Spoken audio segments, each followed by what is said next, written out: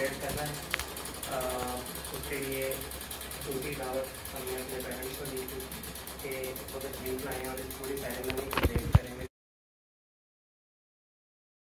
के बाद शाहरू अभी तक जिन टेक्नोलॉजी प्रोडक्ट्स पे काम कर रहा है उनकी एक ब्रीफ प्रेजेंटेशन दी जाएगी ताकि पेरेंट्स को और हमारे बाकी टीम मेंबर्स को ये अच्छे से पता लग जाए कि हम किन किन प्रोडक्ट्स में और किन किन डोमेन्स में काम कर रहे हैं। उसके बाद अवार्ड्स एंड ऑनर्स का एक सेक्शन है कि अभी तक के 3 साल के जर्नी में शाहरू टेक्नोलॉजीज़ के प्लेटफॉर्म से हम जो अवार्ड्स और अचीवमेंट्स विन कर सके हैं विद दिस टीम, वो आप लोगों के साथ शेयर की जाएंगी for our encouragement and for your appreciation as well. उसके बाद last but not the least activity will be the founding vision of Shahru technologies के किस विजन के तहत इस सारे वेंचर को स्टार्ट किया गया 2017 में। These activities will be done today और जो फाउंडिंग विजन है वो CEO Shahru technologies mister Hamid Saeed आपके साथ शेयर करेंगे। Again thank you very much for joining us today and let's start the event formally with ribbon cutting ceremony. मैं दरख्वास्त करूँगा पेरेंट्स से कि वो एक दफ़ा उधर स्टार्ट में आ जाएं ऑफिस के, तो ताकि ये रिबन कटिंग जो है ये परफॉर्म किया जा सके। अच्छा जी, सेशन का हम दोबारा से अब आगाज़ करते हैं जहाँ पे बात को ख़त्म किया था।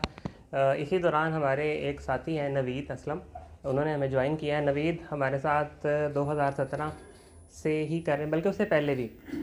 नवीद जो हैं वो स्टूडेंट आए हो के सेशन अटेंड करने के लिए मेरे घर भी तशरीफ़ लाते रहे हैं, तो इनसे एक बड़ा पुराना ताल्लुक़ है।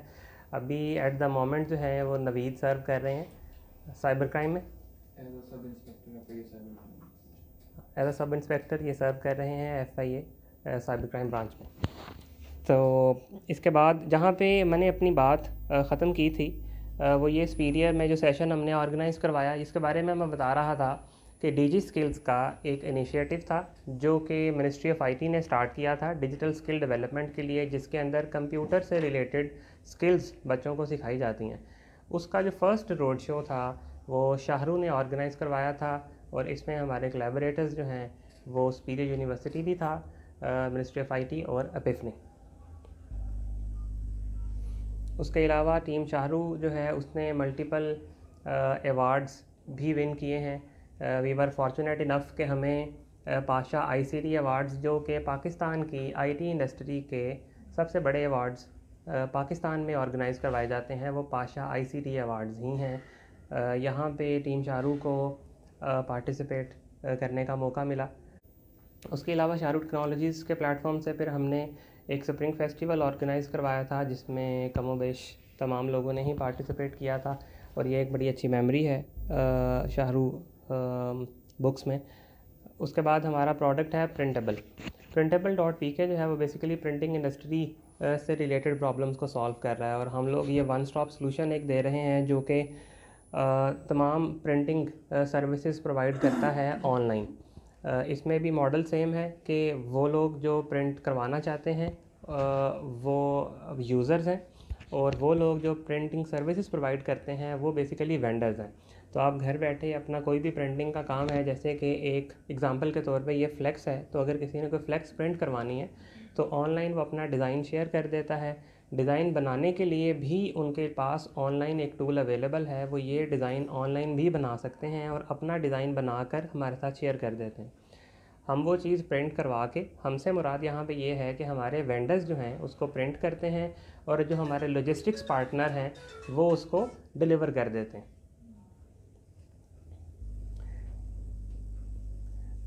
जैसे ही गवर्नमेंट ने जो पॉलीथीन बैग्स हैं उनको बैन किया तो उसके साथ एक अपॉर्चुनिटी क्रिएट हुई टोट बैग्स के अंदर। तो प्रिंटेबल ने फिर टोट बैग्स भी इंट्रोड्यूस करवाए with customization.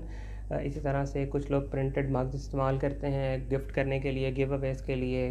Business cards print करवाए जाते हैं, 3D लेटर्स बनवाते हैं लोग साइनेज में। तो ये तमाम सर्विसेज प्रिंटेबल प्रोवाइड करता है। अभी तक 100+ क्लाइंट्स को हम सर्व कर चुके हैं, 20 कॉर्पोरेट्स को सर्व कर चुके हैं और more than 10 awards and achievements जो हैं वो प्रिंटेबल विन कर चुका है। माहरू जो है जैसा कि मैंने शुरू में जिक्र किया था कि ये एक अभी इंसेप्शन फेज़ से थोड़ा सा आगे मूव कर चुका है। जो आइडिएशन वाली चीज़ है, डॉक्यूमेंटेशन कंप्लीट है, but it's a relatively new idea as compare to the previous ones जो मैंने पहले शेयर किए हैं, इवेंट मैक, फैशनी, प्रिंटेबल। वो तो हमारे एग्जीक्यूशन फेज़ में इस टाइम रनिंग फॉर्म में। माहरू जो है वो बेसिकली स्टार किड्स को जो अपैरल रिक्वायर्ड है, जो उसे कपड़े चाहिए, ये उसका बेसिकली ब्रांड है। तो एसेंशली उस और फिर एक स्टार किड को जो चीज़ें स्टार बनाती हैं उसकी तमाम एक्सेसरीज़ और वो एक एनवायरनमेंट जो है वो माहरू के प्लेटफॉर्म से बच्चों के लिए दिया जाएगा।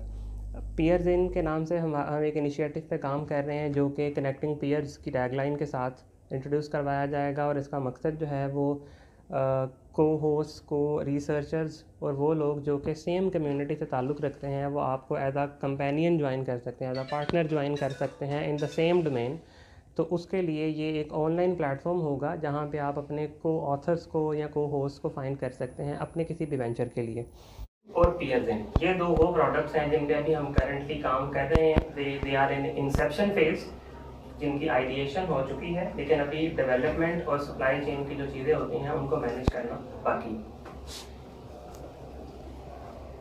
सबसे पहले एक मुख्तसर इंट्रोडक्शन स्टूडेंट आयो का, ये कैसे स्टार्ट हुआ और ये किस तरह से स्टूडेंट्स को हेल्प करता है। स्टूडेंट्स थे और वहाँ पे हम इस प्रॉब्लम को देख रहे थे कि स्टूडेंट्स को प्रॉपर करियर काउंसलिंग नहीं दी जाती। जो अपॉर्चुनिटीज़ वो अपनी कॉलेज लाइफ से यूनिवर्सिटी लाइफ के दरमियान ट्रांजिशन में उनके पास होती हैं, वो उसको प्रॉपरली अवेल नहीं कर पाते। यूनिवर्सिटी आने के बाद लोकल मार्केट में और इंटरनेशनल मार्केट में जो उनके पास अपॉर्चुनिटीज़ हैं वो भी वो अवेल नहीं कर पाते। अगर आप थोड़ा सा स्टैट्स को स्टडी करते हैं तो अंदाज़ा होता है कि पिछले 6-7 सालों के अंदर ही एक बूम ऐसा क्रिएट हुआ है इंटरनेट की अवेलेबिलिटी की वजह से कि अब चीज़ें इंटरनेशनल मार्केट को एक्सेस करना, अपनी एकेडमिक रिसर्च को प्रमोट करना, इंटरनेशनल जर्नल्स की तरफ जाना, ये कदरे आसान हो गए। तो स्टूडेंट आयो एक ऐसी कम्युनिटी है और ये एक ऑनलाइन प्लेटफॉर्म है, दैट इज studentayo.com, जिसमें अभी तक हम ये 3-4 मेजर चीज़ों पे काम कर रहे हैं।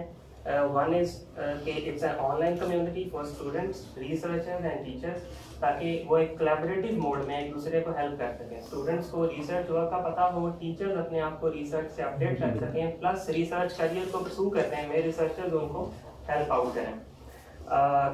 इसी तरीके से स्टूडेंट आयो की कंटिन्यूटी में हमने मल्टीपल एजुकेशनल और अवेयरनेस सेशंस ऑर्गेनाइज करवाए।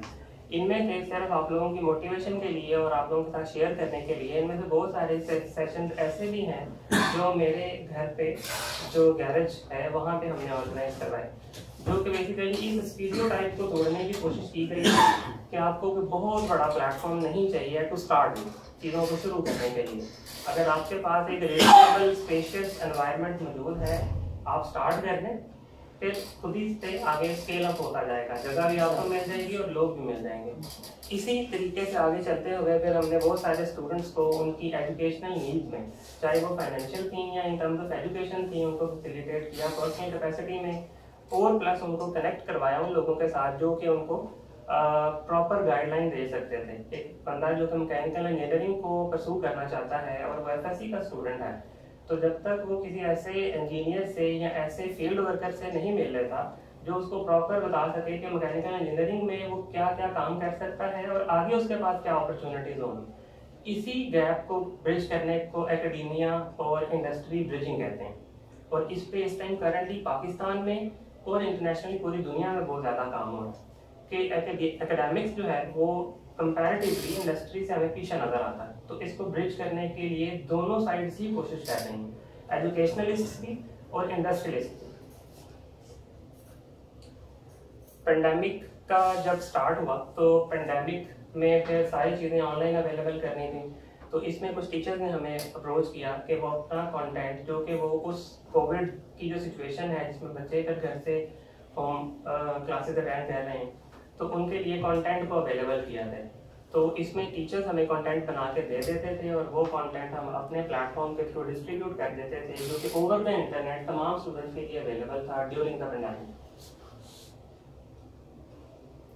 सेकंड वेंचर हमारा फैशनी.pk का है, जो कि basically local arts and crafts को प्रमोट करने का काम करता है।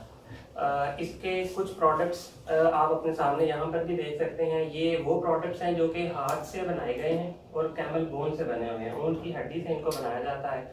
इसकी यहाँ लोकल मार्केट में भी डिमांड है और इंटरनेशनल मार्केट में भी डिमांड है। तो इन आर्टिस्ट को एम्पावर करने के लिए वी फाउंडेड Fashionly.pk, और इस Fashionly.pk के प्लेटफॉर्म से we have conducted an internship program that was a huge success at that time. जब हमने आई गेस 2016-17 का जो दरमियान का स्पैन है, उस टाइम पे ये हमने सदर ऑफिस में ऑर्गेनाइज करवाया था, और हमारे पास कंपैरेटिवली इससे छोटे 2 रूम्स थे, लेकिन वहाँ पर हमने 17 to 18 इंटर्न्स को फैसिलिटेट किया और उनको वेब डेवलपमेंट के हवाले से ट्रेनिंग्स करवाई, जिसमें हमने इंडस्ट्री से वो लोग जो कि 5-5, 6-6 साल के इंडस्ट्री में काम कर रहे हैं वेब डेवलपमेंट का, and they are serving international clients, उनको इनवाइट किया कि वो आके उन बच्चों के साथ इंटरैक्ट भी करें, प्लस उन्हें ये बताएं कि इंटरनेशनल मार्केट में वेब डेवलपमेंट सर्विसेज कैसे दी जाती हैं।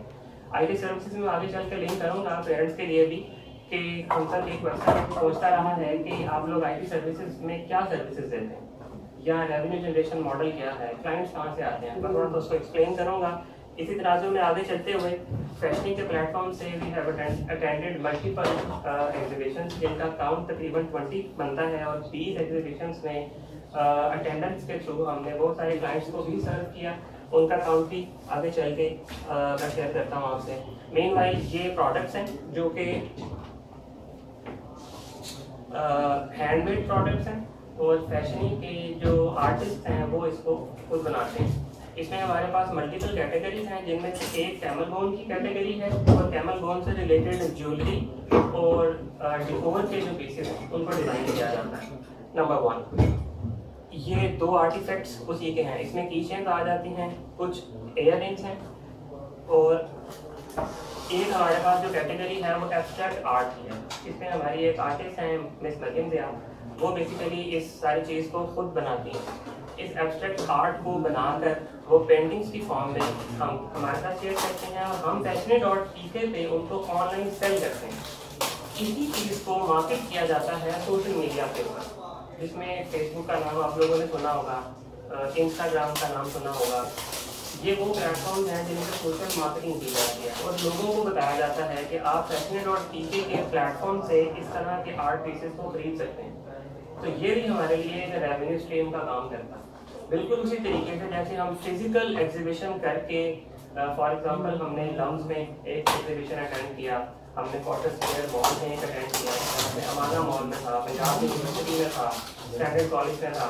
तो ये तमाम जगहों पे एग्जीबिशन में पार्टिसिपेट करके ना सिर्फ इसका यह मकसद होता है कि अपने लिए पैसे जनरेट किए जाएँ, बल्कि इनमें से बहुत सारी एग्जीबिशंस जो हैं वो इस नियत और इरादे से करवाई गई कि जो डिजर्विंग स्टूडेंट्स हैं, स्पेशली जो डिसेबल्ड स्टूडेंट्स हैं, उनको एम्पावर और फैसिलिटेट करने के लिए उन एग्जीबिशंस में पार्टिसिपेट किया जाए। तरीकाकार ये होता है कि आप वहाँ पे जाते हैं, अपने प्रोडक्ट्स लेके उनको सेल करते हैं, और वहाँ से जो आपको प्रॉफिट जनरेट होता है वो बेसिकली आप उन इदारों को डोनेट कर देते हैं। इस तरह से ये भी एब्स्ट्रैक्ट आर्ट के ही 2 आर्टिकल्स हैं। एक हमारे आर्टिस्ट हैं जो कि कैलीग्राफर हैं, is also a computer scientist, जो कि अभी and is like working as a software engineer in a private company right now. तो वो अपने शौक से ये कैलीग्राफी करते हैं। इन कैलीग्राफीज को फिर फ्रेम किया जाता है, और अगेन मॉडल वही है कि Fashionly.pk पे उनकी लिस्टिंग अवेलेबल होती है। जितने भी लोग इस चीज़ को समझते हैं और अपने घर में लाइक ड्राइंग रूम को डेकोरेट करने के लिए यूज़ किया जाता है। एक आप लोगों की ही बैक साइड पे एक बड़ी अच्छी फ्लैक्स प्रिंट करवा के लगवाई गई है, तो ये भी एक आर्ट पीस ही है। इसी को जब आप कैलीग्राफी में लाते हैं तो ये चीज़ हाथ से पहले लिखी जाती है, फिर इसकी फ्रेमिंग होती है, विच टेक्स टाइम। क्योंकि मैं खुद भी बनवा चुका हूँ, तो मुझे उसका अंदाज़ा है कि तकरीबन 1 हफ्ते का ये काम होता है एक आर्टिकल को बनाने के लिए। ओवरऑल एनालिटिक्स की बात करें तो एज आई सेड 20 एग्जीबिशन में हम लोगों ने पार्टिसिपेट किया। मोर देन 300 क्लाइंट्स को हम लोग अभी तक सर्व कर चुके हैं। इनमें से कुछ इंटरनेशनल क्लाइंट्स भी थे, और एम्पावर्ड कैंडिडेट्स जो फैशनिंग के प्लेटफॉर्म से जिनको एम्पावर किया गया, including students and disabled women, they are 20। Second platform हमारा है इवेंट मैक के नाम से। इवेंट मैक इस टाइम पाकिस्तान का एक लीडिंग टेक इंक्यूबेटर है, that is inspire developed by NetSol technologies. उनके साथ हम अपनी प्रोडक्ट डेवलपमेंट के ऊपर काम कर रहे हैं, जो कि बेसिकली इवेंटिंग इंडस्ट्री को फैसिलिटेट करेगा। इवेंट में काम किस तरह से करता है, दैट इज़ द क्वेश्चन। तो उसमें ये है कि इवेंट सर्विस प्रोवाइडर्स जो अपनी इवेंटिंग की सर्विसेज लोगों तक पहुंचा सकते हैं, एक वो पार्टी है जो कि इवेंट ऑर्गेनाइजर है, जिसको अपना इवेंट करवाना है। फॉर एग्जांपल उसको केटरिंग की सर्विस चाहिए, उसको डिकोर की सर्विस चाहिए, तो वो घर बैठा इस प्लेटफॉर्म के थ्रू वेंडर्स को सर्च कर सकता है, ऑनलाइन बुकिंग कर सकता है, कोटेशन डिमांड कर सकता है। तो जब भी इवेंट प्लान किया जा रहा होता है तो एक क्वेश्चन आता है कि ये कितने में हो जाएगा, ठीक है। तो वेंडर आपसे पूछेगा कि लोग कितने आएंगे, खाना किन लोगों को देना है, डिकोर आपको किस तरह की चाहिए, ये आपकी रिक्वायरमेंट्स है। ये कौन बता रहा है, ये इवेंट ऑर्गेनाइजर बता रहा है। कितने में हो जाएगा, that is the quotational part. कि कोटेशन में आपको ये बताना कि भी इन चीज़ों के साथ केटरिंग, डिकोर और सारी सर्विंग को, हेल्पर्स को मिला के हम आपको इतने पैसे चार्ज करेंगे। ये वो प्रॉब्लम है जिसको इवेंट मैक आंसर करने की कोशिश कर रहा है। और अभी तक हमने मल्टीपल इवेंट्स में भी पार्टिसिपेट किया है, बहुत सारे बिजनेस वर्कशॉप्स में पार्टिसिपेट किया है, खुद अपनी ट्रेनिंग्स करवाई हैं। We have invited like CEOs of private limited companies जो कि IT कंपनीज अपनी अपनी रन कर रहे हैं, मल्टीपल इंक्यूबेशन सेंटर्स के साथ काम कर चुके हैं, मल्टीपल यूनिवर्सिटीज़ के साथ काम कर चुके हैं। तो अल्हम्दुलिल्लाह event Mac has so many things to share with you today in today's session and going forward भी इंशाल्लाह। ये एक ग्रुप पिक्चर मैंने ऐड की थी। ये हमारा 2017 में विजिट था। मैं और हामिद इस्लामाबाद गए थे एक बिजनेस वर्कशॉप अटेंड करने के लिए, which was conducted by Epiphany and sponsored by Uncharted, जो कि बेसिकली US की एक ऑर्गेनाइजेशन है that helps in the growth of entrepreneurship in different South Asian regions. तो ये हमारा फर्स्ट एक्सपीरियंस यहाँ पे इन सब लोगों के साथ हुआ जो कि एंटरप्रेन्योरल इकोसिस्टम का हिस्सा है। इसके बाद ये एक ग्रुप फोटोग्राफ है हमारे अपने ही सेशन की, जो कि पीक सॉल्यूशंस, जो कि एक लोकल इदारा है हमारे सदर एरिया के अंदर ये लोकेटेड है। वहाँ पे हमने गेम डेवलपमेंट की एक वर्कशॉप कंडक्ट करवाई थी, ताकि पीक सॉल्यूशन के जो स्टूडेंट्स हैं उनको गेम डेवलपमेंट का करियर वो कैसे परस्यू कर सकते हैं इसके बारे में आइडिया हो सके।